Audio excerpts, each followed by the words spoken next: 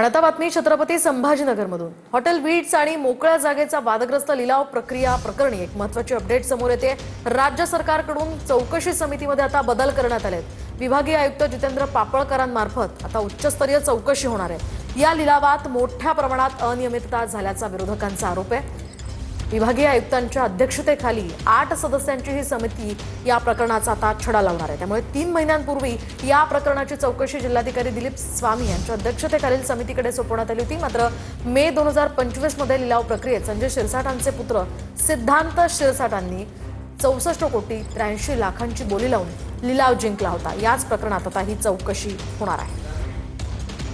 छत्रपती संभाजीनगर शहरातील व्हिट्स हॉटेलचा मुद्दा पुन्हा ऐरणीवर आलाय। खरं तर याच हॉटेलच्या लिलाव प्रक्रियेत मोठा गैरव्यवहार झाल्याचा आरोप विरोधकांनी केला होता आणि हा मुद्दा जो आहे तो विधिमंडळात सुद्धा गाजला होता। त्यानंतर जे आहे ते जिल्हाधिकारी स्वामी यांच्या अध्यक्षतेखाली ही सगळी चौकशी समिती नेमण्यात आली होती। मात्र असं असलं तरी आता जिल्हाधिकाऱ्यांकडून ही चौकशी समिती काढून घेऊन थेट जे आहे ते हॉटेलच्या लिलावाची चौकशी करण्याचे अधिकार विभाग आयुक्त यांच्याकडे देण्यात आले आहे आणि त्यासाठी जे आहे ते 8 सदस्यांची समिती सुद्धा नेमण्यात आली आहे। संजय शिरसाट यांचे चिरंजीव सिद्धार्थ शिरसाट हे सुद्धा या प्रकरणात जे आहे ते अनेक आरोप त्यांच्यावर झाले होते। मात्र आता या समितीच्या माध्यमातून या चौकशी माध्यमातून नेमकं पुढे काय येतं हे पाहणं महत्त्वाचं ठरणार आहे।